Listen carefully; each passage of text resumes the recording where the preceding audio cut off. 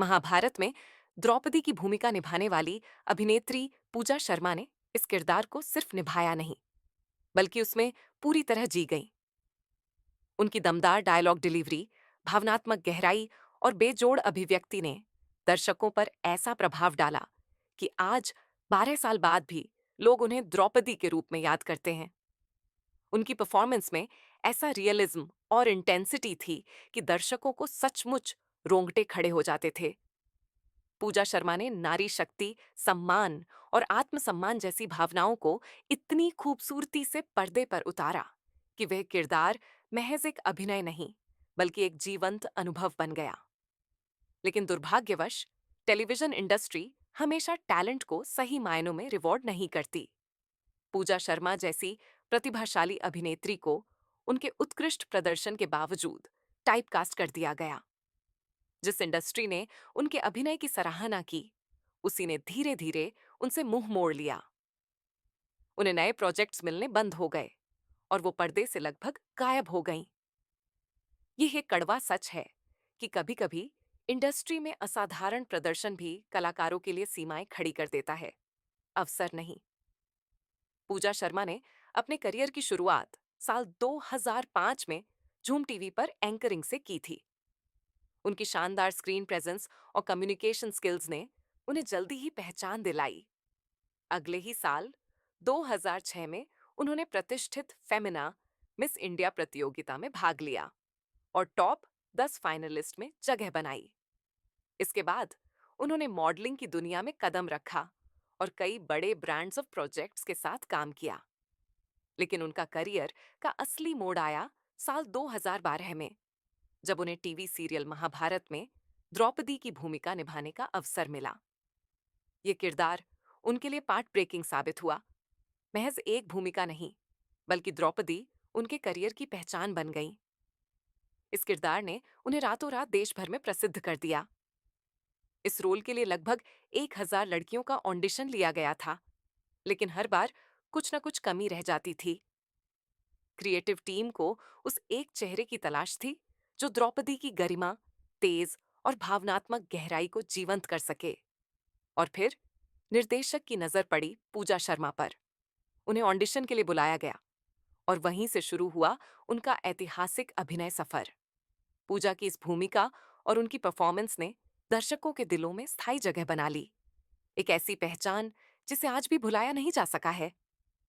पूजा शर्मा की एक्टिंग में जो गहराई और सच्चाई नजर आती है, वह केवल स्क्रिप्ट या कैमरा एंगल की देन नहीं थी। वो उनके समर्पण और जुनून का परिणाम थी। महाभारत सीरियल के एक बेहद इमोशनल और चुनौतीपूर्ण सीन में पूजा को रोते हुए आंखों से भावनाएं जाहिर करनी थीं। इस सीन को अधिक वास्तविक दिखाने के लिए उन्होंने अपनी आंखों में संतरे के छिलके का रस लगाया, जो कि काफी तेज और दर्दनाक हो सकता था। लेकिन पूजा को कोई मजबूर नहीं कर रहा था। ये उनकी खुद की लगन थी, जो उन्हें अपने किरदार के प्रति पूरी तरह समर्पित कर चुकी थी। इस सीन की शूटिंग के दौरान एक बेहद चौंकाने वाली घटना घटी। सभा हरण वाले दृश्य में, जहां द्रौपदी का चीर हरण दिखाया जाना था, उसी दौरान सेट पर रखे ट्रांसफॉर्मर में अचानक आग लग गई। स्थिति इतनी गंभीर हो गई कि 2 बार जोरदार धमाके भी हुए, जिससे सेट पर अफरा तफरी मच गई। शूटिंग को तुरंत रोकना पड़ा।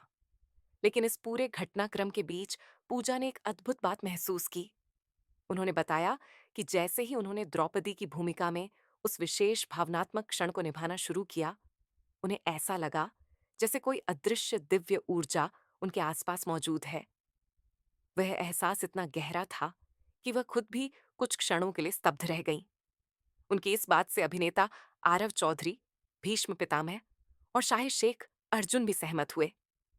उन्होंने भी माना कि उस दिन सेट पर एक अलग ही ऊर्जा महसूस हुई थी, जैसे वह सिर्फ एक सीन नहीं, बल्कि कोई आध्यात्मिक अनुभव हो। ये घटना न केवल पूजा शर्मा के अभिनय समर्पण को दर्शाती है, बल्कि यह भी बताती है कि जब कोई कलाकार अपने किरदार को आत्मा से निभाता है, तो सृष्टि भी उसकी भावनाओं को महसूस करती है। महाभारत के 267 एपिसोड्स पूरे करने के बाद यह ऐतिहासिक शो ऑफ एयर हो गया।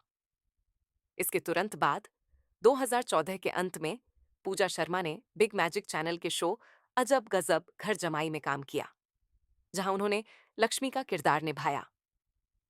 2015 में उन्होंने स्टार प्लस के पौराणिक शो महाकाली अंत ही आरंभ है में माता पार्वती की भूमिका निभाई। उनके अपोजिट थे सौरभ राज जैन, जो शिव जी के रोल में नजर आए। इस शो में भी पूजा की परफॉर्मेंस बेहद प्रभावशाली और सराहनीय रही। उन्होंने न सिर्फ देवी रूप को बखूबी निभाया, बल्कि उसमें एक आंतरिक शक्ति और गरिमा भी दर्शाई। इसके बाद पूजा शर्मा ने पोरस, चंद्रगुप्त मौर्य और राधा कृष्णा जैसे शोज में नैरेटर की भूमिका निभाई, जहां वे इन कहानियों को अपनी आवाज के जरिए जीवंत करती रहीं। लेकिन इन किरदारों के बाद उनके करियर में कोई ऐसा प्रमुख रोल सामने नहीं आया जो उनकी प्रतिभा को फिर से पूरी तरह सामने ला सके। दुर्भाग्यवश इंडस्ट्री ने उन्हें धीरे धीरे टाइपकास्ट कर दिया, जबकि महाभारत में उनके सह कलाकार शाहिर शेख अर्जुन ने कई अलग अलग जॉनर और प्रोडक्शन हाउस के साथ काम किया और एक सफल करियर बनाया।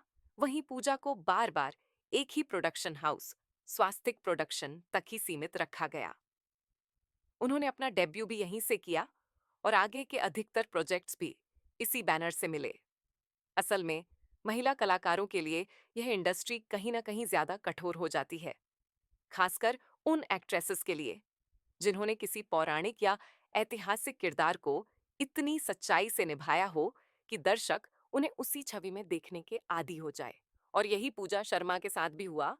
जब कोई कलाकार किसी खास किरदार में इतना डूबकर अभिनय करता है कि वो रोल दर्शकों के दिल दिमाग पर छा जाता है, तो वो एक उपलब्धि तो होती है, लेकिन कभी कभी ये पहचान एक दीवार भी बन जाती है। पूजा शर्मा के साथ भी कुछ ऐसा ही हुआ। महाभारत में द्रौपदी के किरदार ने उन्हें रातों रात फेमस कर दिया। उनकी एक्टिंग, डायलॉग डिलीवरी और एक्सप्रेशंस ने ऐसा प्रभाव छोड़ा कि आज भी लोग उन्हें द्रौपदी के रूप में याद करते हैं। लेकिन इसी गहराई ने उन्हें टाइपकास्ट भी कर दिया। जब किसी एक्ट्रेस को देवी या पौराणिक किरदारों में बार बार देखा जाता है, तो इंडस्ट्री के प्रोड्यूसर्स और मेकर्स को लगता है कि अब उन्हें मॉडर्न रोल्स में लेना रिस्की हो सकता है। उन्हें डर होता है कि ऑडियंस उस चेहरे को किसी और रूप में स्वीकार नहीं कर पाएगी। और यही वजह है कि पूजा को कुछ नया और चैलेंजिंग करने का मौका नहीं मिल पाया। ठीक वैसा ही कुछ हुआ था मोहित रैना के साथ भी, जिन्होंने देवों के देव महादेव में शिवजी की भूमिका निभाई थी। आज भी जब लोग भगवान शिव की कल्पना करते हैं, तो उनके जहन में मोहित रैना का ही चेहरा आता है। लेकिन मोहित खुद मानते हैं कि एक टैलेंटेड एक्टर को कभी भी सिर्फ एक इमेज तक सीमित नहीं किया जाना चाहिए। पूजा शर्मा भी एक बेहद प्रतिभाशाली कलाकार हैं। उन्होंने हर रोल में अपना 100% दिया है और वो कई अच्छे वैरायटी भरे प्रोजेक्ट्स की हकदार हैं। अब आप सोच सकते हैं, क्या पूजा खुद ही एक्टिंग छोड़ना चाहती है? हो सकता है, लेकिन क्या कोई इंसान जो इतने जुनून और डेडिकेशन के साथ एक्टिंग करता हो, वो अचानक खुद ही इस फील्ड से पीछे हटना चाहेगा? सच तो ये है कि इसमें इंडस्ट्री के साथ साथ हम ऑडियंस की भी थोड़ी गलती होती है। हम एक किरदार को इतना पसंद कर लेते हैं कि उस एक्ट्रेस को किसी और रूप में देखने की कोशिश ही नहीं करते। तो सवाल ये है, क्या आप पूजा शर्मा को फिर से स्क्रीन पर देखना चाहेंगे? और अगर हाँ, तो किस तरह के रोल में आप उन्हें देखना चाहेंगे? एक मॉडर्न वुमन के किरदार में या एक स्ट्रॉन्ग सोशल ड्रामा में? कमेंट में जरूर बताइएगा। शायद आपकी आवाज उनकी अगली वापसी का रास्ता बन जाए।